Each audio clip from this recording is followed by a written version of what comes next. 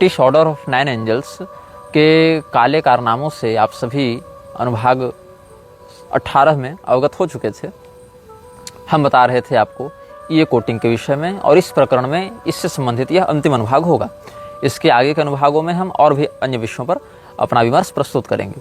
तो ये कोटिंग ने जब ऑर्डर ऑफ 9 एंजल्स में अपना काम प्रारंभ किया था एर्गो के माध्यम से, चूँकि एर्गो वहाँ से जुड़ा हुआ था कथित रूप से, और ये लोग शैतानों को एक्सट्रीम श्रद्धा के साथ, विश्वास के साथ पूजते थे और ह्यूमन सेक्रीफाइस इत्यादि करते थे। बाद में जो ऑर्डो एसेंसम एस्टरनलिस ने इसको जब गोद लिया और इसको 10 से लेकर 18 डिग्री तक का ज्ञान दिया, जो भी उनके मत में मान्य होगा, जो भी उनके यहाँ व्यवस्था होगी इस प्रकार के विद्याओं को सिखाने की, तो इसका उद्देश्य यह था कि हम रेगुलेट करें इन शक्तियों को, जो एस्ट्रल फॉर्म से जो फिजिकल फॉर्म में आकर लोगों के काम को ओवरटेक करते हैं, उनको एम्पावर करते हैं, उनको अनावश्यक रूप से समाज में हस्तक्षेप करने के लोग साधते हैं और विध्वंसकारी परिणामों को जन्म देते हैं, उनको रेगुलेट करें। लेकिन क्या ये रेगुलेशन उतना सफल हो पाया है? नहीं हो पाया है। इसका कारण क्या है कि जब वो शक्तियाँ कनेक्ट करती हैं तो वो टेम्प्ट करते हैं लोगों को कि हम और अधिक प्रसिद्ध हों, और अधिक पैसे वाले हों, और अधिक प्रभुत्वशाली हों। प्रभुत्व का नशा, प्रभुता पाए का ही मद नाही, वो स्वामी जी ने लिखा है। तो ये सब जितनी पैशाचिक शक्तियों की आराधना करते हैं, उतनी पैशाचिक शक्तियों के संपर्क में आते रहने से, उतनी क्रियाओं को करते रहने से, उस माहौल में 24 घंटे सोचते रहने से इनका मन कली पुरुष के प्रभाव में अधिकाधिक आ जाता है। इसलिए रेगुलेटरी बॉडी के निर्माण के बाद भी ये लोग कुछ ठोस प्रभाव नहीं दिखा पा रहे, सिवाय कुछ असफल प्रयासों के। हालांकि कुछ मामलों में जो इस प्रकार के अभियान हैं उनमें जब छापेमारी होती है, लोग सतर्क होते हैं, कुछ कमी आती है, इनकी गोपनीयता थोड़ी भंग होती है। लेकिन अगर इसमें संदेह होता है कि चलो जैसे म्लेच्छराज ने बड़े स्तर पर सरकार को नियंत्रित कर रखा है, तो इनके जब रिचुअल्स हैं उनको जब रेड मारा जाता है तो जो पुलिस आती है, वो जो FBI आती है या जो भी सीक्रेट एजेंसियां इनको गिरफ्तार करती हैं या इनके कुकर्मों का पर्दाफाश करती हैं, वो भी तो कहीं ना कहीं म्लेच्छराज की व्यवस्था के अंतर्गत आ रही हैं। तो फिर म्लेच्छराज की व्यवस्था का एक परिंदा दूसरे परिंदे के घोंसले को कैसे उजाड़ रहा है? यही अर्थ होगा ना, क्योंकि म्लेच्छराज की ही वो उपासना कर रहे हैं या उसकी शक्तियों को उपासना कर रहे हैं और म्लेच्छराज के बल को बढ़ा रहे हैं। फिर म्लेच्छराज ही जब ये सब गवर्नमेंट्स को रन कर रहा है, इकोनॉमी को कंट्रोल कर रहा है, बहुत हद तक इन्फ्लुएंस कर रहा है, तो फिर कैसे म्लेच्छराज की ही बनाई पुलिस प्रशासन व्यवस्था उसी उपासकों के इस अभियान को ध्वस्त कर रही है, उनके अनुयायियों को जेल में डाल रही है? वो ऐसे कि जब किसी व्यक्ति का खुलासा समाज में हो चुकता है, जो गुप्त है, उसके साथ ऐसा नहीं किया जाता। अब मैं आपको एक विषय समझाने जा रहा हूँ। मान लो ABC 3 स्तर हैं। इसमें A जो है वो इनिशियल प्रैक्टिशनर है, गुप्त रूप से काम कर रहा है, इंटर्नशिप में काम कर रहा है, इन्फेंट्री मैन है। B जो है वो थोड़े ऊपर के अधिकारी हैं, थोड़े सुपीरियर हैं, अथॉरिटी हैं, लेकिन उनको ये नहीं पता है कि हम एक्चुअली काम किसके लिए कर रहे हैं। A को पता है हम किसके लिए काम कर रहे हैं, C को पता है हम किसके लिए काम कर रहे हैं। तो A जो है वो नौसिखिया है या किसी प्रसिद्ध पद पर नहीं है। नौसिखिया से तात्पर्य मेरा है कि वो समाज में कोई बड़े अथॉरिटी के रूप में जाना पहचाना नहीं जाता है, कहीं प्रशासनिक अधिकारी नहीं है, कोई बड़ा नेता नहीं है, कोई बड़ा उद्योगपति नहीं है। वो केवल काम करता है, रिचुअल करता है, रिचुअलिस्ट है वो, लेकिन वो काम कर रहा है शैतानों के लिए और उसको पता है हम किसके लिए काम कर रहे हैं। मतलब पूरा भले ना पता हो, एग्जैक्ट सुपीरियर को ना जानता हो, लेकिन उसको डिपार्टमेंट पता है कि हम किसके लिए काम कर रहे हैं। दूसरी बात, जो C है वो उसी डिपार्टमेंट की कोई हाई अथॉरिटी या हाई ऑर्डर के लिए काम करता है, लेकिन B जो है वो C के अंतर्गत काम करता है, लेकिन वो पता नहीं उसको कि हम एक्चुअली किस डिपार्टमेंट के नौकर हैं। तो आप ऐसे समझ सकते हैं, यहाँ पर A जो है वो छोटे स्तर का साधक है, अप्रसिद्ध व्यक्ति है। जो C है वो किसी राष्ट्र का राष्ट्राध्यक्ष है या किसी सेना का जनरल है या कुछ और बड़े संस्था पर है, और B उसी विभाग में काम करने वाला कोई छोटा मोटा अधिकारी है। तो जब A का काम एक्सपोज होने लगता है या A अपने काम में असफल होने लगता है या A की गतिविधियां लस्ट की ओर बढ़ने लगती हैं, प्रसिद्धि की ओर बढ़ने लगती हैं, या खुलेआम वो अपनी बातों को सार्वजनिक करने लगता है, उस पर किताबें लिखने लगेगा, उस पर वीडियो बनाने लगेगा, उसको ग्लोरीफाई करते हुए समाज में बिना किसी ठोस योजना या सुपीरियर ऑर्डर के सार्वजनिक करने लगेगा। तो ऐसी स्थिति में अपनी B की शक्ति का प्रयोग करके C उसको कंट्रोल कर लेगा। तो हैं दोनों एक ही व्यवस्था में, लेकिन उस व्यवस्था को एक्सपोज करने के कारण हो सकता है एक्सपोजर के पीछे कोई न कोई छुपी हुई वासना हो या छुपा हुआ उद्देश्य हो, महत्वाकांक्षा हो जो पूरी नहीं हो पा रही है, वो कंट्रोल नहीं कर पा रहा है कि हम जब इनको समन कर रहे हैं तो इनसे अपना सारा काम करवाएं, उनको ग्लोरीफाई करें, समाज हमारे बारे में जाने कि ये इतनी सिद्ध हस्ती है। तो ये जो है जब उस अभियान को जाने अनजाने एक्सपोज करने लगता है, उसके बारे में समाज में चर्चाएं होने लगती हैं, उसकी गोपनीयता भंग होने लगती है, तो सी जो बड़ा सुपीरियर हाई ऑर्डर का है वो अपने किसी अधिकारी के माध्यम से, जिसको खुद नहीं पता है वो एक्चुअली जो सी को नेता समझ रहा है, जनरल समझ रहा है, बिजनेसमैन समझ रहा है, वो किस कल्ट से जुड़ा हुआ है उसको खुद नहीं पता है, उसके माध्यम से रेड मरवाती है और कहा जाता है पुलिस ने ये सब तंत्र मंत्र करने वालों को या ऑकल्ट प्रैक्टिशनर्स को गिरफ्तार किया। दो समान व्यवस्थाओं के अधिकारी एक दूसरे को ऐसे नियंत्रित कर रहे हैं। अब आप आशा है थोड़ा बहुत इस व्यवस्था की प्रणाली को समझ गए होंगे। तो हम आपको आगे बता रहे थे, पृष्ठ 22 के आसपास हम पहुंचने वाले हैं। तो ये कह रहा है कि रेगनम स्पिरिटस इसने नाम दिया गेटवे खुलने के बाद जो दुनिया इसको दिखी। गेटवे जैसे बैठा हुआ है, गेटवे इसके सामने प्रकट हुआ, ऐसा इसने अनुभव वर्णित किया है। उस गेटवे के ओपन होने के पीछे जो रेगनम स्पिरिटस है उसमें इसने 3 तत्वों को देखा।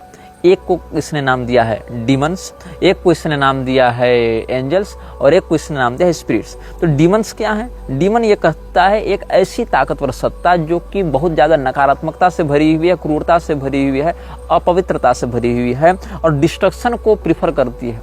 इसको इसने डीमन का नाम दिया है। और दूसरी इसी में इसने बयान दिया था कि ऐसा शैतान जो आपको मारने की धमकी दो वो ज़्यादा भरोसेमंद है उस शैतान की तुलना में जो आपको धनी और समृद्ध बनाने का लालच देता हो, क्योंकि लोग झूठ और कपट पर ही अपना जीवन बिताते हैं। दूसरे को इसने नाम दिया एंजल्स। एंजल्स ऐसे हैं जो कि विध्वंस या विनाश को ग्लोरीफाई तो नहीं करते, लेकिन व्यक्ति को इन्फ्लुएंस में रखना चाहते हैं, उसको दौलत शोहरत देना चाहते हैं, उसको प्रसिद्ध बनाना चाहते हैं, लेकिन कंट्रोल उसके ऊपर रखना चाहते हैं और चमत्कारों को सकारात्मक रूप से प्रस्तुत करने में यकीन रखते हैं, ऐसा इसने नाम दिया। स्पिरिट्स क्या है? ऐसी सत्ताएं जो न डीमंस हैं न जो एंजल्स हैं। एंजल सकारात्मक चमत्कार दिखाते हैं, प्रोस्पेरिटी लाते हैं, ऐसा इसका दावा है। डीमंस विध्वंस और विनाश को प्रस्तुत करते हैं, लेकिन स्पिरिट्स क्या है? वो ना विध्वंस करते हैं और वो ना प्रोस्पेरिटी लाते हैं, वो ज्ञान देते हैं, सूचना देते हैं। और जिन लोगों को ये बातें काल्पनिक लग रही होंगी उनको मैं बता दूं कि मेरे निजी परिचय में ऐसे व्यक्ति हैं जिनका हमने कल भी संदर्भ दिया था, जो स्पिरिट्स को आवाहन करते हैं चिमनी दर्पण के माध्यम से, जिनको पीरवाणी तंत्र में पीर भी कहा जाता है। तो हालांकि इसको मैं प्रोत्साहित नहीं करता हूं, लेकिन ऐसे वास्तविक साधक सत्ताधारी विद्यमान हैं जो उन स्पिरिट्स को बुलाते हैं एस्ट्रल वर्ल्ड से और उनसे कांटेक्ट करते हैं। उनको नंगी आंखों से देखा जा सकता है कुछ खास शक्ति वाले लोगों के द्वारा, और उनसे बातें की जा सकती हैं, उसमें दिखाते हैं, लिखते हैं बातों को। तो जो लोग स्पिरिट्स को बुलाते हैं उनमें कई तो ऐसे स्पिरिट्स होते हैं जो हिंदू हैं और बहुत सारे मुसलमान भी हैं। बात वही है, मैंने आपको कहा था 3 प्रकार के लोग हैं। एक प्रकार के लोग मानते हैं कि सभी धर्म एक समान है और ईश्वर को कहीं अल्लाह, कहीं गॉड, कहीं यहोवा, कहीं अकाल, कहीं परमेश्वर ऐसा कह दिया गया। कुछ लोग ये मानते हैं कि नहीं, सत्य सनातन धर्म ही सत्य है और इसके अलावा बाकी ये सब मान्यताएं जो है वो काल्पनिक हैं और झूठ और कपट के पुलिंदे पर हैं। लेकिन हम जैसे लोग यह मानते हैं कि सनातन धर्म के जो शास्त्रोक्त देवी देवता हैं उसके अलावा बहुत कुछ ऐसी एंटिटीज हैं जिनका वर्णन शास्त्रों में उस प्रारूप में तो प्राप्त नहीं होता है, लेकिन नकारात्मक आसुरी संपदा के अधीन होकर वो काम करने वाली शक्तियां हैं जो इस विश्व को उत्पात और उपद्रव से आतंकित किए हुए हैं। और यही कारण है कि इनकी संख्या के अनुयायी जो हैं वो अरबों में पाए जाते हैं, जो पूरे विश्व को बहुत हद तक प्रभावित किए हुए हैं, नकारात्मकता से धर्म को क्षति पहुंचा रहे हैं। तो इनका बिना अस्तित्व माने हम कैसे ये कहेंगे कि कोई इतनी बड़ी संस्था खड़ी हो जावे जो सनातन धर्म के मंदिरों को ऐसे ध्वस्त कर दे, सनातन धर्म के वर्णाश्रम व्यवस्था के विरुद्ध खड़ी हो जावे और उसको पॉलिटिकली इन्फ्लुएंस करने लगे, ये बिना किसी सत्ता के समर्थन के संभव नहीं है। और खास करके जब हमारे पास ऐसे लोग हैं जो उन शक्तियों को गाइड करते हैं, समन करते हैं, उनसे अपना काम करवाते हैं, तो हम तो उस क्षेत्रों से जुड़े हुए हैं, हमको तो पता है। हम तो पीरवाणी और हिंदवाणी दोनों तंत्रों के अध्येता रहे हैं जिज्ञासा को शांत करने के लिए। हमने तो उन सभी साधकों के अनुभवों को सुना है, बैठा है, देखा है। हम तो तुलसी पत्र और गंगा जल पर निष्ठा रखने वाले वैष्णवों की संगति में भी रहे हैं और नरमांस भक्षी अघोरियों को भी हमने देखा है कि भाई वो क्या करते हैं, कैसे करते हैं। हालांकि हमने संगति केवल जिज्ञासावश की, ये नहीं कि वहां गए तो नरमांस खाने लगे और दारू पीने लगे, ऐसा नहीं। जो हमारा संयम आचार विचार हो तो अपना ही रहेगा, बस हमने देखा कि वो क्या कर रहे हैं, कैसे कर रहे हैं, उनमें क्या बातें हैं, क्या पद्धतियां हैं। तो जैसे मैं एक नागा साधु के बारे में बताऊंगा, पूरा नाम नहीं बताऊंगा, भारतीय उपाधि के नागा साधु हैं। वो गए थे मजार जगाने के लिए कलियर शरीफ, हरिद्वार के आगे। अब कलियर शरीफ इस्लामी क्षेत्र है, लेकिन ये नागा साधु होकर वहां गए थे, मेरे निजी परिचय में थे। और वहाँ पर ये जिस जिन को सिद्ध करने गए थे वो जिन इनसे सोने की मांग करता था, स्वर्ण की डिमांड, कि तुम हमको सोने का मांग टीका ला के दो, सोने का कंगन ला के दो, सोने का कुंडल ला के दो। तो इस जिन को क्या क्यों दें? वो जिन कहता था कि मैं काली जी की सेवा करता, हमको काली जी को चढ़ावा चढ़ाना पड़ेगा ताकि वो अपनी सेवा से हमको यहाँ तक आने की अनुमति दें तुम्हारे लिए।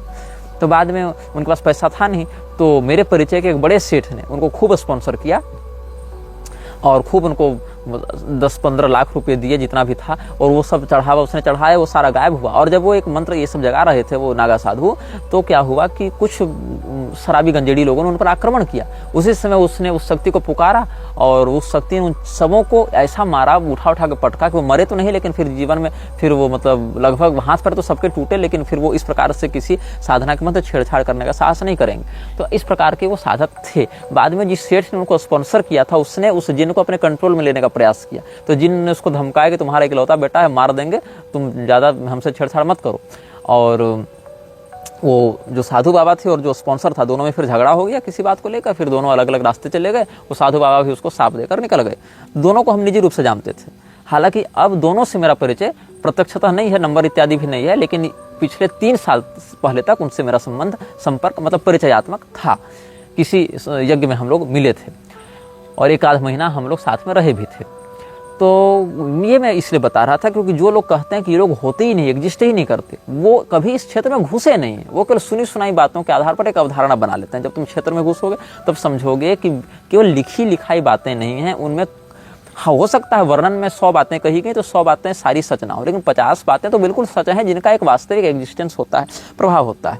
तो हम आपको आगे की जानकारी दे रहे थे। हम आपको इसके साथ वो तीनों यंत्र भी दिखा देंगे जो ओपनिंग द गेटवे का है, और उसके कुछ विशेष इनकंटेशंस हैं। जैसे जो गेट को खोलने का था उसमें लिखते हैं रैंटका मा ताजू मिटामतु सस्पार्टू इड्ज टर्टाल कल्ट आमता फालतू इरेट सल कलमा कल्टामू टेलका रेड जरातू इलकाजू फेल्टामा परतातू अल्त फालतू पांतालू साक्स आलू टेम्पाल्टा कासुफेम काला केल्ट आमतू पेज टासू। इस प्रकार का इसका इनकंटेशन है गेटवे खोलने का, इस समनिंग के लिए है। और इसकी बहुत सारी पद्धतियां हैं जिस पर मैं चर्चा करना आवश्यक नहीं समझता हूं। इसके बाद जो गेटवे खोलेगा उसको एक विशेष प्रकार का यंत्र धारण करना होता है और ये यंत्र पहनना होता है ताकि ये उस गेटवे के अंदर जो एंटिटीज हैं उसके प्रभाव में ना आवे, उनसे ये अदृश्य रहे। जैसे वो गेटवे के अंदर ये प्रवेश करेगा या गेटवे प्रवेश चलते हुए नहीं करेगा, जैसे आप बैठे हुए वो डायमेंशन आप में समाहित होता जाएगा। जैसे आप बैठे हुए हो ट्रेन में और ट्रेन जब चलती है तो सामने का जो परिदृश्य आपसे जुड़ता हुआ पीछे की ओर जाने लगता है, वैसे ये बैठा रहेगा साधक और वो सारे दृश्य इसको अपने सामने दिखते रहेंगे। बस मतलब ये फिजिकली कहीं ट्रेवल नहीं करेगा उस समय, वो सारा दृश्य इसके सामने से गुजरता रहेगा। जैसे आप किसी ट्रॉली पर बैठे हो और आपको गुड़का दिया गया हो तो आप लुढ़क गए हो और उधर से सारा का सारा जो पर्यावरण है आपसे गुजरता जा रहा हो, आप गाड़ी में बैठे हैं, ऐसे बैठा रहेगा और वो सारा परिदृश्य इसको दिखेगा। तो वहाँ के जो एंटिटीज हैं इसको बाधा न पहुंचावे, ये उनसे अदृश्य बना रहे, इसके लिए एक सील ऑफ सॉर्सरर होता है जिसको धारण करके बैठता है। वो कैसा दिखता है यंत्र, ये भी हम आपको स्क्रीन पर दिखा रहे हैं। इसके बाद कैसे वहाँ के जो एंटिटीज हैं उनसे संवाद किया जाएगा, संवाद करने का भी एक यंत्र होता है। एक यंत्र है गेट खोलने का, एक यंत्र है सुरक्षा का, अदृश्य होने का, और एक यंत्र है उनसे संवाद करने का, स्पेसिफिकली उनको प्रोवोक करने का। तो ये जो ज्वाला का साम्राज्य म्लेच्छराज का है, इसमें एक मंत्र पढ़ा जाता है ताकि व्यक्ति वहाँ के जो राज्य हैं, और कहीं ना कहीं मुझे ये ऐसा लगता है अंदर से कि पैरगमम का वो वास्तविक चित्रण भी है जहाँ पर उसका साम्राज्य चलता है उस डायमेंशन में। तो अष्टू माल्कू टाडाट अर्काटा सास्टज सेग्ज अल्टामो पार्टू इरेटेम्पाल क्रेज टाफेल्टा वास्काला रिजेंट मेट सेंट्रोस टासास्त्रुस स्टॉस मेल्टा केल्टा केल्टा केल्टा हाइन। इस प्रकार के इनकैंटेशंस का प्रयोग करके उन झटकों से, जब वो डायमेंशन आपसे टकराएगा तो उन झटकों से बचने के लिए पड़ता था। तो जो पहला साम्राज्य, पहला लेयर है, फर्स्ट किंगडम ऑफ फ्लेम्स है, उसमें बहुत से इसको एंटिटीज दिखी, जिसमें पहले एंटिटी का नाम था मार्टेल। और ये मार्टेल जो है वो उसकी आंखें बहुत गहरी थीं और वो लाल रंग के वस्त्रों में था, और सबसे पहले ये मिला। और उसके बाद एश्मेक मिला। एस्मे के बाद टूवेल मिला, इन सब के यंत्र भी इसने दे रखे हैं। उसके बाद सैम्स्क मिला, फिर ये दूसरे परत में गया, किंगडम ऑफ नाइट में गया, वहाँ पर इसको सबसे पहले कैल्टेमटेल मिला, फिर रस्कटर मिला, ऑफाल मिला, एल्थैलिन मिला, शेंटामोट मिला, स्रैगबेल मिला।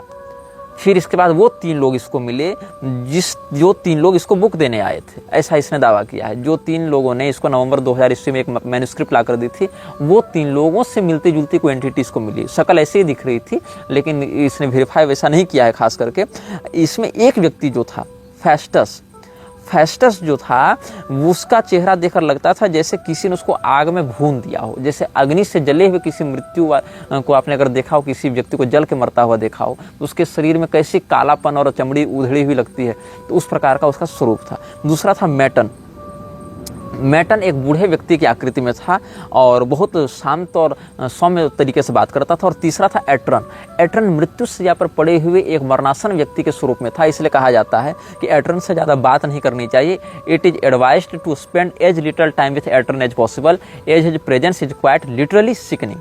प्रभाव में व्यक्ति आ सकता है, वो मृत्यु के प्रभाव को दिखाता था। फिर आगे ये सब पहुँचे, जो मृत्यु के ज्वाला के साम्राज्य की दूसरी परत में ही आगे ये सब गए, तो पेड्रिलियन मिला, लैडन मिला, या ईडन भी कहते हैं, एल या आई दोनों के फॉन्ट में थोड़ी दिक्कत है। फिर लेडिलॉक मिला, एसैरन मिला, लोक्रोस्ट मिला, पैरन मिला, डैगल मिला, अबार्टाला मिला, हैकाल्टोर मिला, फिर डियोरिया मिली या मिला, जो भी है, नहीं ये तो स्त्री ही लग रही है।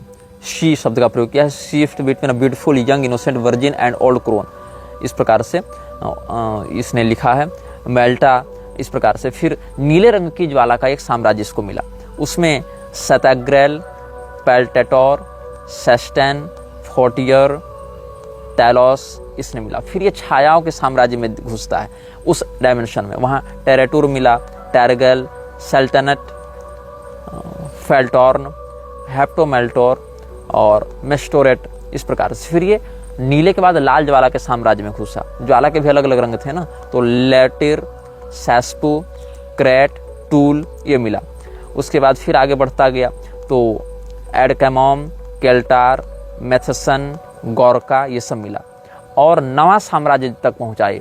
नवे साम्राज्य में जब ये पहुंचा, अलग अलग ज्वालाओं का नवा साम्राज्य जो था, वहां जब ये पहुंचा तो एनकिडोरैट, पोंटिमस, सैकेटोस, इसामेल्टा, एल्कालोन, टानाजेल, लेटाना, फ्रोस्टेस्ट, हास्क ये सब उसको दिखे। फिर वापसी में चौथा साम्राज्य जो था ज्वाला का, उसमें जेडकैल, लुटाल, जेरोफ, रैंड का ये सब इसको दिखते हैं। तो इस प्रकार से इसने बहुत कुछ कहा है और अपने अनुभव के विषय में लिखा है। हालांकि इनमें से बहुत से अनुभवों को भ्रामक भी माना जा सकता है, या उसकी उन्माद की अवस्था मानी जा सकती है, या उस माहौल के कारण उत्पन्न हुआ जो हेलुसिनेशन माना जा सकता है, स्किज़ोफ्रेनिक सिग्नल्स भी माने जा सकते हैं। लेकिन इसने सबका सिजिल बताया है, सबका वर्णन किया है, और ये काम ये 3 वर्ष करता रहा, इस प्रकार का काम।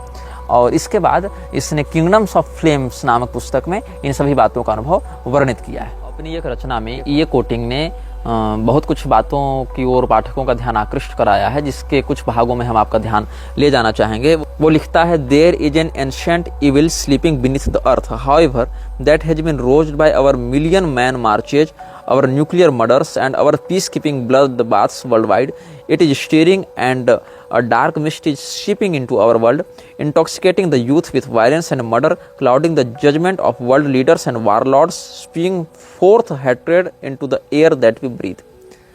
These are the true works of darkness, unsanitized and standing in their full sinister majesty, waiting for the black magician to summon forth their powers and evoke the legions of demons begging to be called.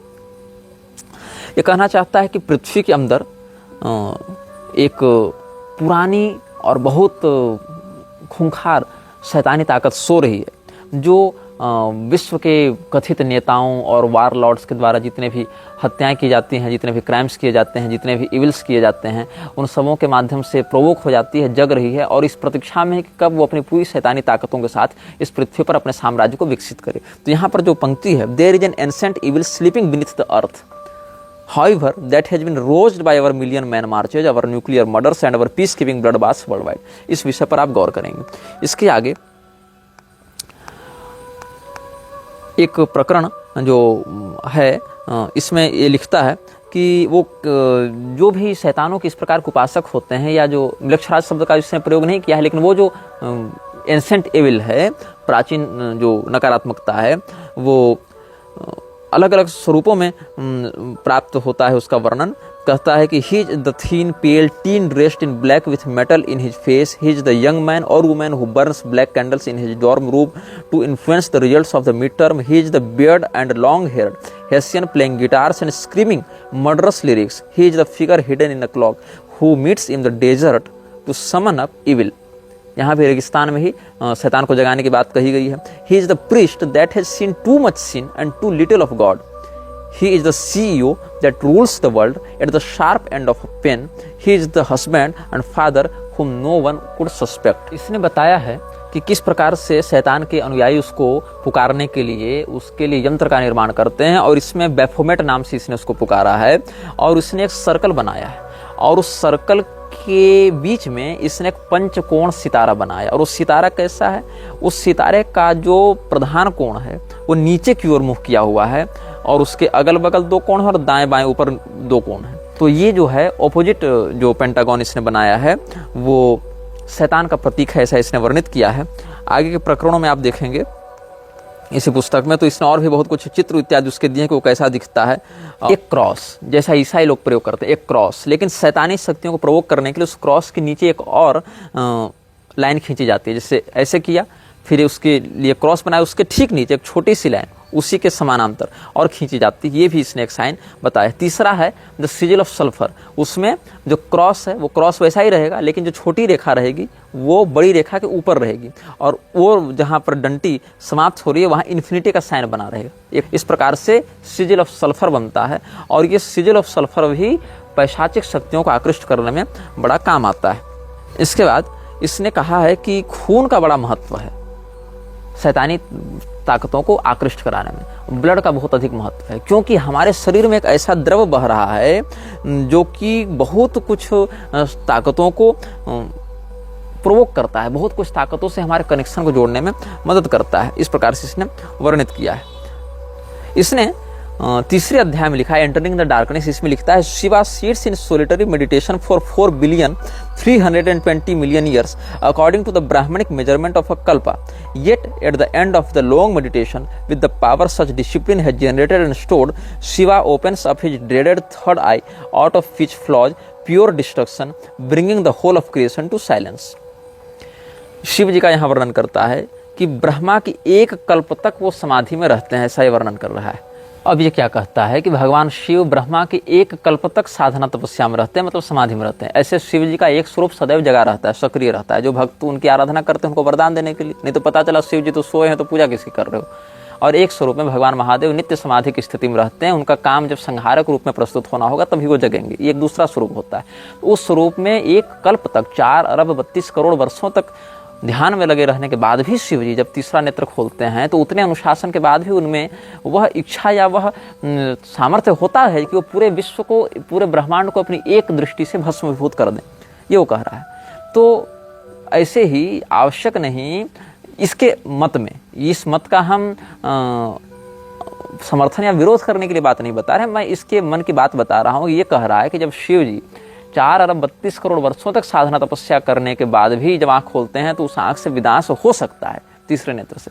तो ये सब जो evil जो उनकी अपेक्षा बहुत कम समय से हैं, वो क्या अपने आप को उतने निष्क्रिय रखकर सत्व संपन्न हो जाएंगे या लोगों के विकास को बढ़ावा देने लगेंगे, ऐसा इसका कहने का अर्थ है। हालांकि भगवान शिव के वास्तविक करुणा में विग्रह से अवगत नहीं था, इसने केवल संहारकर्ता के प्रधान से सृजन रक्षण हरण विश्वम दद्रे संज्ञाम क्रियोजिताम, तो केवल संहारकर्ता के रूप में उनकी परिकल्पना करके ये बात कही। फिर इसने एक बात कही है कि हमारे शरीर में सर्प का वास है। अब वो सर्प सनातन धर्म में कुंडलिनी के नाम से, सर्पिणी के नाम से जाना जाता है। फिर इसने क्या कहा है, every black ritual and every drop of blood that we spill is only to feed the serpent upon which we ride into the abyss and beyond eternity. We are undying not by the strength of these bodies that bind us, but by the old wise serpent that carries us above death's bony grasp. हम लोग इन शरीर के माध्यम से जीवित या मृत नहीं होते या परलोक यात्रा नहीं करते, हम उस प्राचीन सर्प के ऊपर आरूढ़ होकर ये सब करते हैं। The Vedas teach the principle and practice of raising the serpent kundalini, thereby connecting and empowering the chakras to maximum potential. This is usually done through years of yogic discipline, the final culmination of the kundalini power, thrusting the soul from the body through the crown chakra. The liberated soul then, it is said, to cross over the highest heaven, meeting with Krishna and entering into a realm of godly delight. यहाँ भगवान कृष्ण को परमात्मा के रूप में संबोधित करते हुए कहता है कि वेदों के अनुसार कुंडलिनी शक्ति को यौगिक क्रियाओं के दीर्घकालिक अभ्यास से लोग जगाते हैं, और उस कुंडलिनी के अभ्यास से जब चेतना सहस्रार का भेदन करके आकाश में जाती है तो ब्रह्म पद को प्राप्त होती है। यहाँ परमात्मा का वाचक ये भगवान कृष्ण से कर रहा है ये कोटिंग। लेकिन ये यह भी कहता है कि जितने शैतान के पूजक होते हैं वो सब अपने खून की प्रत्येक बूंद से उसी सर्पिणी को संतुष्ट करने का प्रयास करते रहते हैं, मतलब उसी ऊर्जा को नकारात्मकता से भरने का प्रयास करते रहते हैं, उन्हीं काले रिचुअल्स का आश्रय लेकर, ताकि उसकी शक्तियों का प्रयोग करके हम उन शैतानों से कनेक्शन बना सकें और वो शैतान हमारे शरीर में प्रवेश कर सकें उन्हीं चक्रों के माध्यम से। ये कोटिंग ने एक बात बड़े दावे से कही है कि हमारे शरीर में जहाँ भी तामसिक शक्तियाँ प्रवेश करती हैं वहीं से करती हैं जहाँ हमारे चक्र होते हैं, और उन चक्रों में कोई न कोई इम्प्यूरिटी होती है, कोई न कोई लूप होता है, कोई न कोई एक ऐसा अवकाश होता है, कोई मर्म छिद्र होता है जहां से वो शैतान हमारे शरीर में प्रवेश करते हैं और जहां से हमें पोसेस करते हैं। और उन चक्रों में, जिस चक्र में जिस नकारात्मक शक्ति का वास होता है, शैतान जहां से प्रवेश करता है उससे संबंधित अंगों को वो बहुत जल्दी प्रभावित करता है। ये इसने अपनी पुस्तकों में दावा किया है। ये कोटिंग यह दावा करता है कि जिन शैतानों की यह बात कर रहा है, जिन एंटिटीज को ये प्रोवोक कर रहा है या जो इस संसार को प्रभावित कर रही हैं, उन सभी एंटिटीज का अस्तित्व टीवी से नहीं फैला है। जिस समय लोगों को यह नहीं पता था कि सैटेलाइट क्या होते हैं, टीवी क्या होते हैं, उस समय भी शक्तियां थी। Before the first alphabet was imprinted in clay और the first symbol was etched in stone, men knew of the demons. ऐसा नहीं कि किसी ने कोई सिजिल बताया तब ये शैतान पैदा हो गए, या कोई किसी ने वर्णमाला किसी को सिखा दी तब इनका अस्तित्व आ गया। मतलब मंत्र के व्यवहार में आने से पहले, इन निशानों के व्यवहार में आने से पहले भी इनका अस्तित्व था। No church needed to direct their ears to be shrieking in the south west wind, nor did the people need a priest to show them the dead bodies of their deceased neighbours, और there was no big screen or TV set to dictate the shape the devil would take when he was rising, yet he still would rise. ऐसा नहीं कि कोई बड़ी बड़ी church और पादरियों के सम्मेलन में जाकर लोग बताते थे ईसाइयों के यहाँ कि ये शैतान ऐसा दिखता है वैसा दिखता है, तब से ये हैं। मतलब चर्च की पैदाइश से पहले, इस्लाम की पैदाइश से पहले या यहूदियत की पैदाइश से पहले भी ये लोग थे, और ये शक्तियाँ प्रभावी थी, काम करती थी। बस अलग अलग समयों में अलग अलग सभ्यताओं के माध्यम से इनसे संपर्क करने का तरीका बदलता गया, लेकिन ये इनकी नकारात्मकता, इनका जो सिनिस्टर ग्रीड है या सिनिस्टर लस्ट है वो नहीं बदला है। तो आगे के प्रकरणों में इसने यह कहा कि in less spiritually restrictive times and places such as India between 1500 BCE and 300 BCE, a greater understanding of demons is gained through the study of Vedic texts and their companion, the Bhagavad Gita. इसने कहा है कि ऐसे समय में जहाँ पर जो आध्यात्मिकता थी वो प्रतिबंधित नहीं थी, मतलब अभी के लोग तो अध्यात्म के जगत से जुड़े हुए नहीं हैं, अभी धार्मिकता उतनी नहीं है, अभी तो बहुत अधिक वैमनस्य और नकारात्मकता समाज में है। लेकिन ऐसे समय में जहाँ पर नकारात्मकता उतनी थी, जहाँ पर लोग अध्यात्म को प्रमोट करते थे, वैसा जीवन जीते थे, विशेष करके ऐसे स्थान और ऐसे कालखंड में। इसने स्थान बताया है भारत और कालखंड बताया है ईसा से 1500 साल पहले। तो ईसा से 1500 साल पहले बौद्धों का भी उतना आतंक नहीं था, बौद्धों जैनियों का भी आतंक उतना नहीं था। तो उस समय के लोग भी इन शैतानी शक्तियों के विषय में जानते थे, उनसे सतर्क रहने का उपदेश करते थे। तो वेदों में भी अलग अलग स्थानों पर इनके संकेत प्राप्त होते हैं, और साथ साथ वेदों का सार जिस ग्रंथ में, भगवद गीता में भी, वहाँ भी इनका प्राप्त होता है। Among themes of yogic discipline, non attachment from the passions of the world and focusing upon Krishna through all things, the powers and functions of demigods and demons are taught. The demons of Hinduism were called asuras, which literally means power hungry.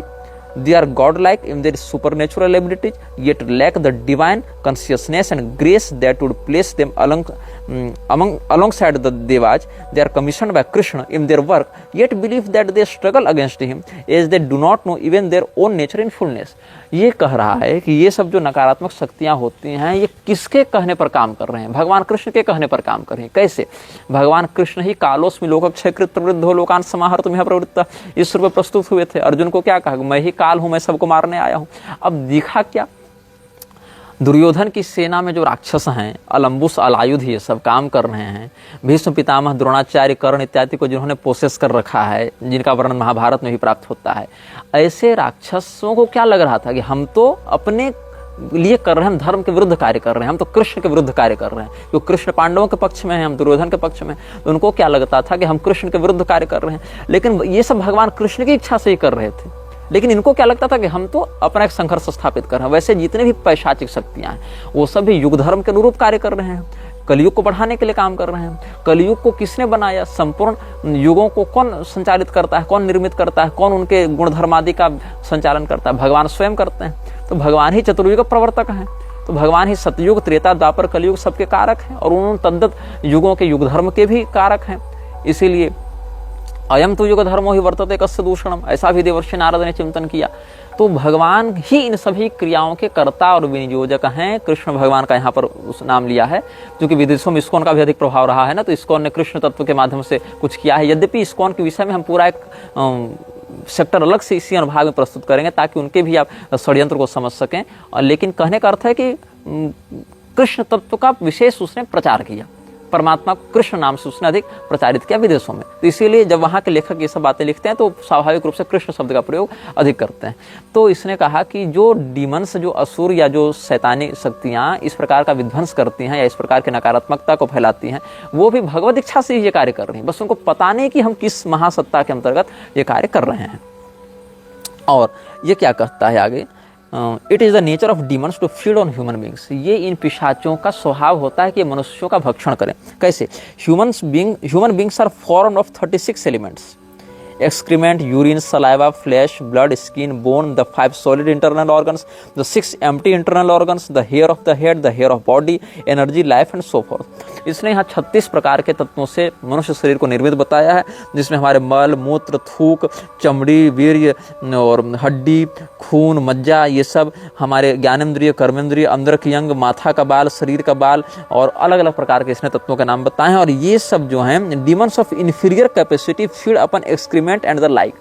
जो बहुत कम शक्ति के पिशाच होते हैं वो सब मल मूत्र का आहार भक्षण करके रहते हैं। बहुत डीप इसने इस बात को एनालिसिस करके लिखा है। और demons of intermediate capacity eat bones and similar parts, while demons of superior capacity live on human vitality. जो सबसे निम्न स्तर के पिशाच होते हैं वो सब क्या करते हैं? मनुष्य के मल मूत्र इत्यादि का भक्षण कर लेते हैं। जो मध्यम स्तर के पिशाच होते हैं वो मनुष्य के रक्त, मज्जा, हड्डी इत्यादि को अवशोषित करके भक्षण कर लेते हैं। लेकिन जो उच्च स्तर के पिशाच होते हैं वो मनुष्य के प्राण शक्ति का अवशोषण करते हैं, उसके वाइटल लाइफ एनर्जी को खाते रहते हैं। और जो उच्चतम स्तर के पिशाच होते हैं वो किसके लिए उत्तरदायी है? महामारी इत्यादि लाकर विश्व की जनसंख्या को व्यापक रूप से मारने के लिए उत्तरदायी होते हैं। ऐसा ही लिख रहा है कि they are the powerful demons who bring about epidemics. इस प्रकार से इसने दावा किया है। ये कोटिंग ने एक अनुभव अपना साझा किया है। जब वो 22 वर्ष का था, उसने पेमन को कैसे बुलाया। ये लिखता है कि किंग पेमन जो है वो पहला ऐसा पिशाच था जिसको इसने सफलतापूर्वक बुलाया। तो ये क्या कहता है? King Paimon was actually the first demon that I had successfully evoked to full manifestation. और जैसा कि हमने आपको साधक का संदर्भ दिया था, जो चिमनी पर लालटेन की जो लैंप होती है, चिमनी कांच, उस पर उसको बुलाया था, तो वैसे इसने पीर को बुलाया था। वैसे इसने पेमन को एक मिरर में बुलाया था। कैसे बुलाया? I was at the time 20 years old, 20 साल का था, and had been employed at a local rising star manufacturing plant for nearly 2 years। ये किसी कंपनी में काम करता था, 2 साल से काम कर रहा था, और इसकी कंपनी ने 1 वीक का वेकेशन दिया था अपने कर्मचारियों के लिए। तो कर्मचारी किसी भी कर्मचारी को, कंपनी किसी भी कर्मचारी को छुट्टी दे रही थी, और 20 साल का जो ये कर्मचारी था, मतलब ये कोटिंग था, उसने क्या कहा कि हमने 7 दिन खूब पार्टी की, खूब मौज मस्ती की, खूब ऐशो आराम किया, खूब घूमे फिरे और हो गए हम बीमार। अब बीमार ऐसे हो गए कि हम काम पर नहीं जा पाए, और जब काम पर नहीं जा पाए कुछ दिन बीमार रहे, जब दोबारा वापस गए तो मुझे बताया गया कि तुम नौकरी अब छोड़ने वाले हो। The company has been going through a slow season and just could not afford to keep people on if they really didn't want to be there. He sent me home for the rest of the day, instructing me to call him at 4 o'clock in the afternoon to see if I still had a job.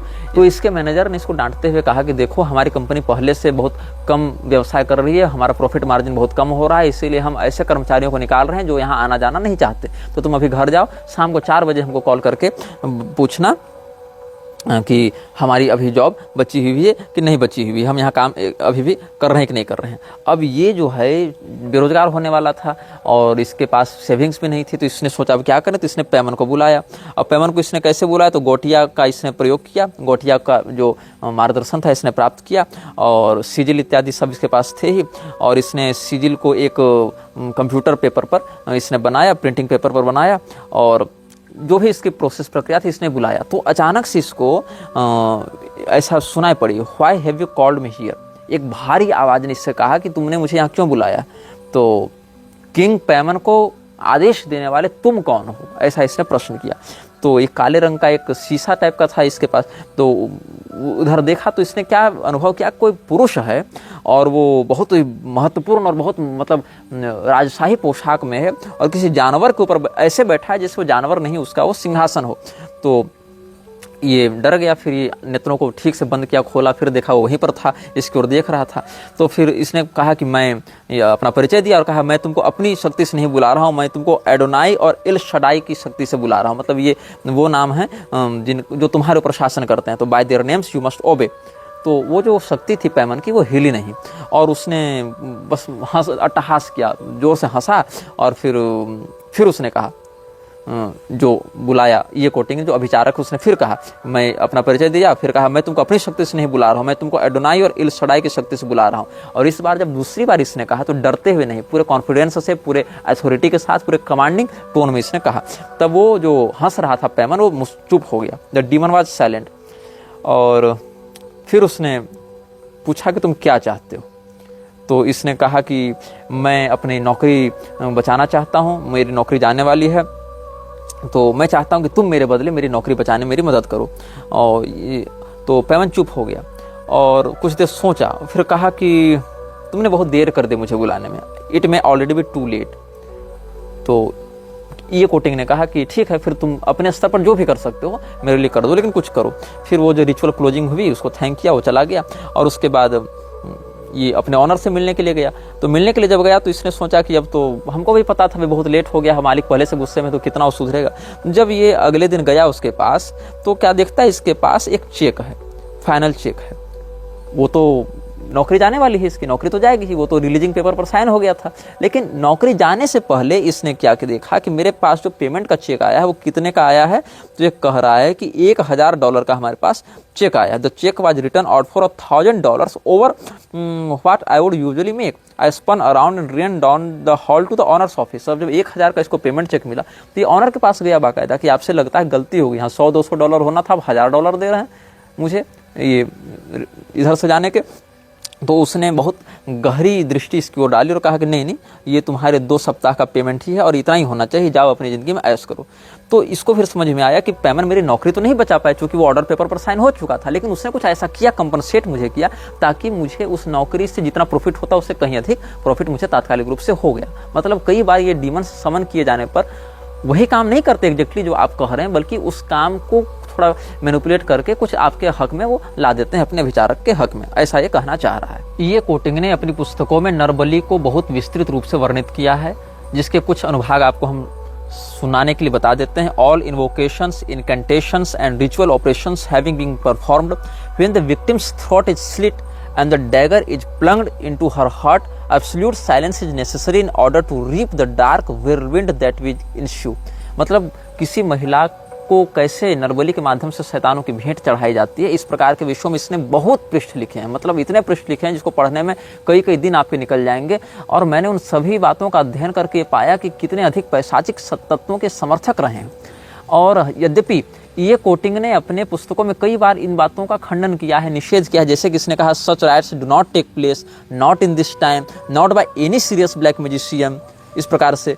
लेकिन जितने भी लोग इन शैतानी cults के चंगुल से बचकर भागते हैं, वो अपना अनुभव जो बताते हैं उसके आधार पर ये कहा जा सकता है कि न केवल बहुत वाइडली प्रैक्टिस किया जाता है इस प्रकार का ऑकल्ट, और न केवल लोगों को अपहरित करके उनको मारकर उनके खून से इस प्रकार के कृत्यों को संपादित किया जाता है, ऐसी शक्तियों को प्रोवोक किया जाता है, बल्कि उससे प्राप्त होने वाली शक्तियों का प्रयोग समाज के विनाश में और समाज को विध्वंस करने में भी किया जाता है। तो ये कोटिंग वस्तुतः ऑर्डो एसेंसम एस्टर्नैलिस का 18th डिग्री होल्डर होने के बाद भी, रेगुलेटरी बॉडी का एक प्रधान अधिकारी होने के बाद भी उतने प्रगल्भता से इस अभियान के समर्थन में काम नहीं कर पाया जो इससे अपेक्षित था, जिसका दुष्परिणाम आपको बहुत व्यापक रूप से देखने को मिल रहा है। ये कोटिंग के अनुभवों को और उसके द्वारा जितने विस्तार से शैतानी पद्धतियों का वर्णन किया गया है उसको सुनकर एक हत्या की गई थी, एक वास्तविक नरबली दी गई थी एक लड़की की। डैनियल हुसैन मात्र 19 साल का लड़का, उसने सोचा कि जब ये कोटिंग इतना शक्तिशाली हो सकता है या शैतानों के विषय में इतनी गहराई से जानने वाला हो सकता है, और जितना खुलकर इसने वर्णित किया, इसीलिए मैं आपको यह स्पष्ट कह दूं कि मैंने अपने जितने अनुभागों में इन सभी पद्धतियों के विषय में बताया है या भविष्य में बताने वाले हैं, वो सारी पद्धतियाँ संपूर्ण नहीं हैं और अधिकांश अधूरी हैं, निष्प्रभावी हैं, और कोई भी व्यक्ति उन पद्धतियों को करने के लिए अधिकृत या प्रोत्साहित नहीं किया जाता है। इस बात को मैं स्पष्ट रूप से पहले भी कह चुका हूँ, अभी पुनः कह दे रहा हूँ। ये केवल सूचना को देने के लिए और उन विषयों को समझने के लिए प्रेजेंटेशन के रूप में दिया जा रहा है, ताकि उन विषयों में आपकी जानकारी बढ़े। ये प्रैक्टिस करने की मैं न अनुमति देता हूँ, न इस बात का समर्थन करता हूँ। तो डैनियल हुसैन जो मात्र 19 साल का था, उसने बीवा हेनरी और निकोल स्मॉलमैन को नॉर्थ लंदन के वेम्बली पार्क में मारा जून 2020 में। अभी 4-5 साल पहले जून 2020 में, जब कोरोना अपने पीक पर था, तब उसने इनको उठाया, बीवा हेनरी और निकोल स्मॉलमैन को डैनियल हुसैन नाम के 19 साल के युवक ने, और उनकी बलि दे दी। बाद में हुसैन को गिरफ्तार किया गया और उसको उम्र कैद की सजा मिली। कितने वर्ष की सजा? 35 वर्ष वो जेल में रहेगा। तो 19 साल का लड़का 35 साल जेल में रहेगा, तो 55 साल लगभग जेल में रहा। कुछ ट्रायल में भी समय लगेगा। 55 साल की उम्र में वो रिहा होगा, ऐसा कहा गया है, जिसमें 30 साल अभी उसके जेल के और बचे हुए हैं। तो the trial heard of a demonic pact in which he committed to sacrificing women in return for money and power. जब जांच चल रही थी तो जांच एजेंसियों ने इसके घर से एक पैक्ट बरामद किया। जैसा कि मैंने आपको बताया था, बहुत सारे शैतान पैक्ट बनवाते हैं, जैसे कि बेलेथ वगैरह जब 20 साल का एग्रीमेंट करते हैं तो क्या कहते हैं, हम तुमको मनी देंगे, पावर देंगे और बदले में एक पैक्ट साइन कराएंगे। या जो हमने आपको एस्मोडियस की बात कही थी, एमेमन की बात की थी, वो सभी पैक्ट बनवाते हैं कि तुम हमारा मंदिर बनवाओ, तुम हमारा जो है वो नित्य बलिदान करो, ये सब पैक्ट बनवाते हैं। तो इसके साथ पैक्ट क्या बनाया गया था? इसको कहा गया था कि मैं तुमको पैसा दूंगा, मैं तुमको ताकत दौलत सब दूंगा, इसके बदले तुम छोटी उम्र की लड़कियों की बलि देना। एक बलि नहीं, मासिक बलि देना। प्रत्येक महीने एक लड़की मुझे चाहिए, और अगर एक बार में न दे सको तो 6 महीने में एक बार देना, लेकिन एक ही बार 6 बलि देना। मतलब प्रत्येक महीने एक बलि दो या 6 महीने में बलि दो, लेकिन जब 6ठे महीने में बलि दोगे तो एक साथ 6 लड़कियों की बलि दोगे। ऐसा इसने पैक्ट साइन कर रखा था डीमंस के साथ। और यही कारण है कि फेसबुक पर ये कोटिंग को अस्थायी रूप से प्रतिबंधित कर दिया गया। यूट्यूब पर और इंस्टाग्राम पर भी ये कोटिंग को अस्थायी रूप से प्रतिबंधित कर दिया गया। तो कोटिंग को भी गिरफ्तार किया गया ऊटा से, अमेरिका की ऊटा से, और उसकी जब जांच पड़ताल की गई तो पता चला कि उसने अपनी वास्तविक पहचान छिपाई थी। क्योंकि ये लोग सीक्रेट सोसाइटी के लिए काम करते हैं तो अपनी वास्तविक नाम कैसे उजागर करते। तो जांच पड़ताल में फिर पता चला कि इसका वास्तविक नाम था मैथ्यू लॉरेंस, और ये व्यक्ति हथियारों की तस्करी और ड्रग की तस्करी से भी जुड़ा हुआ था। और the text was written for an American Satanist group Temple of Blood which is part of the Order of 9 Angels, an organisation linked to multiple UK terrorism cases. जो उसके यहाँ से एक जो टेस्ट बरामद हुआ था उसमें से एक हिस्सा यह था मोर्स मर्डरर जो था इयान ब्रैडी, जो कि 1960 में 5 बच्चों की हत्या करके गिरफ्तार हुआ था, उससे संबंधित था। और वहाँ पर American Satanist group Temple of Blood जो नाम है एक ग्रुप का, जो शैतानों को उपासक है, अमेरिका में काम करते हैं, और जिसकी अम्ब्रेला कॉरपोरेशन का नाम है ऑर्डर ऑफ 9 एंजल्स, वहाँ से इसका संबंध प्राप्त हुआ था। तो जिस समय हुसैन को, डैनियल हुसैन को छोटी उम्र की लड़कियां नहीं मिली थीं बलि देने के लिए, उस समय उसने बीवा हेनरी को उठाया। बीवा हेनरी अपना 46वां जन्मदिन मना रही थी अपनी बहन निकोल स्मॉलमैन के साथ, और ये लोग दोनों अपने स्थानीय पार्क में मिलने वाले थे दोस्तों के साथ पिकनिक मनाने के लिए। लेकिन 3 दिन पहले जो सर्विलांस कैमरा वगैरह लगे थे वहाँ से पता चला कि हुसैन कैंडल और ये चाकू इत्यादि लेकर आया था, और कैंडल चाकू दोनों एक साथ क्यों को लेके जा रहा है सुपर मार्केट में, इस प्रकार का जो वीडियो मिला तो उससे लोगों को संदेह हुआ। तो इसको एक रिटर्न पैक्ट मिला पुलिस को उसके घर से, जहां पर ये कहा गया था कि उसने लूसीफूज के साथ या लूसीफर के साथ एक पैक्ट किया था, डेमोनिक कॉन्ट्रैक्ट किया था। Hussain has entered into a demonic contract with Lucifer promising to sacrifice a minimum of 6 people only women every 6 months, इस प्रकार से न्यूनतम इतना। और ये कहा गया कि वेम्पायर बनना चाहता था और साइकिक वेम्पायर बनने के पद्धति को बढ़ावा दे रहा था। और ये कोटिंग ने वेम्पायर कैसे बना जाता है, कैसे खून पिया जाता है, किस किस अवस्था में किस किस महिला को अपने प्यार के जाल में फंसाकर उनका खून पिया जाता है, इसके विषय में बहुत कुछ लिखा है। तो भारत में जो लव जिहाद चल रहा है, छोटी बच्चियों को प्रेम में फंसाकर वासना के अंधेरे कुएं में धकेल कर उनको काट कर उनकी अंगों के साथ जो क्रिया की जाती है, उसमें केवल छोटे छोटे टुकड़े नहीं किए जाते, वो टुकड़े किसी रिचुअल के तहत बहुत पैक्ट बनाकर किए जाते हैं उन शैतानी शक्तियों को प्रोवोक करने के लिए। तो वर्तमान में ये कोटिंग जेल में है और उसकी जो रेगुलेटरी बॉडी थी वो बिल्कुल काम नहीं आई, सिवाय एक क्योस क्रिएट करने के और लोगों की जिंदगी में हत्या और बलात्कार जैसे घृणित घटनाओं को अंजाम देने के। यह वीडियो जल्द ही हटा दिया जा सकता है। कृपया थर्ड पार्टी ऐप्स का उपयोग करके डाउनलोड करें। आप इस वीडियो को अपने चैनल पर फिर से अपलोड भी कर सकते हैं।